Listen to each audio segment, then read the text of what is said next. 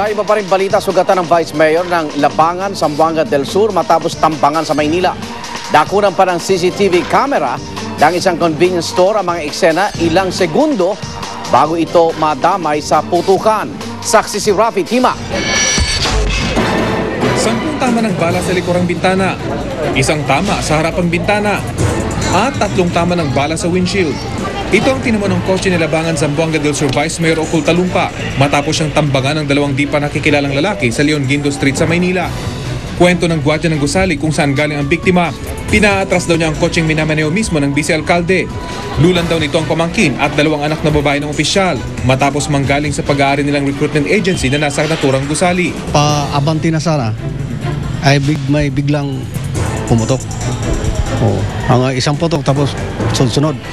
Bagamat may tama na raw, nagawa pa uno makipagpalitan ng putok ng Vice Alcalde sa mga salarin.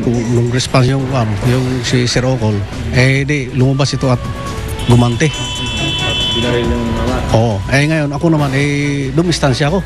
Tumakbo ko sa kabila. Kasi na medyo nakabahan ako . Ngayon, hindi ko na alam kung saan napunta yung suspect.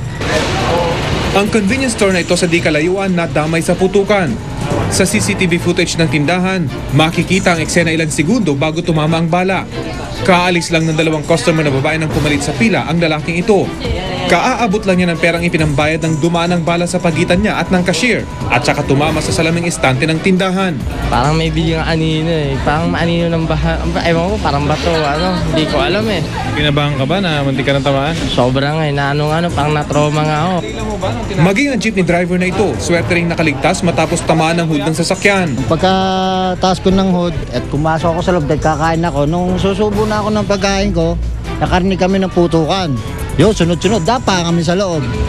Ayon sa Manila Police District, ligtas ang 2 biktima ng pamamaril. Mga tama raw sa hita, kamay at balikat ang tinamo ni Vice Mayor Ocul Talumpa at pamangkin itong si Alimudin Silad. Hindi naman daw nasaktan ng 2 anak na babae ng opisyal. Ayon sa pulisya, kinumpirma raw ng pamilya na may banta umano sa kanila bago ang pamamaril. Iniisa-isa ko yung mga kamag-anak para lumalabas na ganoon nga may threat. Kaya lang, hanggang sa ngayon, hindi pa sila makapag-open at medyo may pa yung mga tao. May shock pa. Magbibigay umano ng seguridad ang MPD sa pamilya ng Vice Alcalde habang iniimbestigahan ang insidente. Ako si Rafi Tima, ang inyo saksi. Samantala, bawal muna sa mga tauhan ng Presidential Communications Development and Strategic Planning Office ang gumamit ng Twitter at ilan pang mga social networking site. Yan po ay matapos ulanin ng batikos ang status update sa Twitter ni Assistant Secretary May Mislang kaugnay sa kanyang naging karanasan sa Vietnam. Saksi si Lay Alves.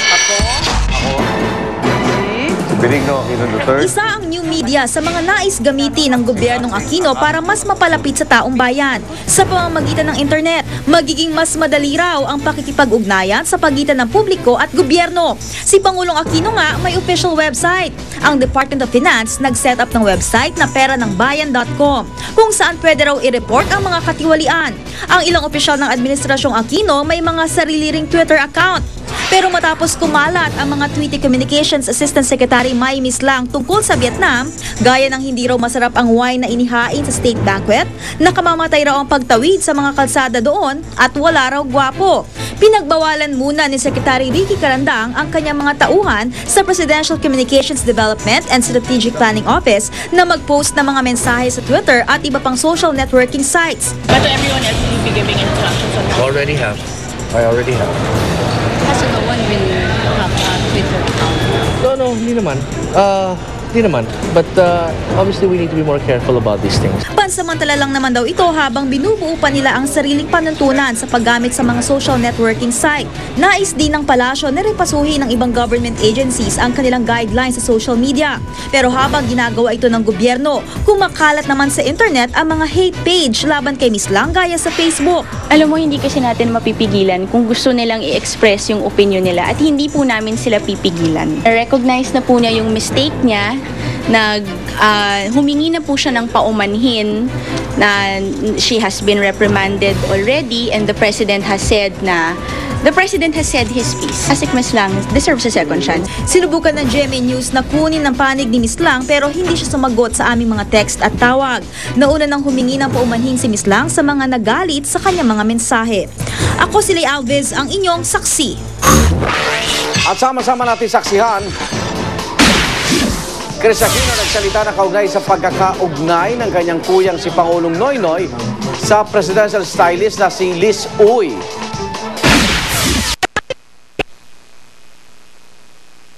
$1,000 na papremyo para sa Best in Halloween Costume.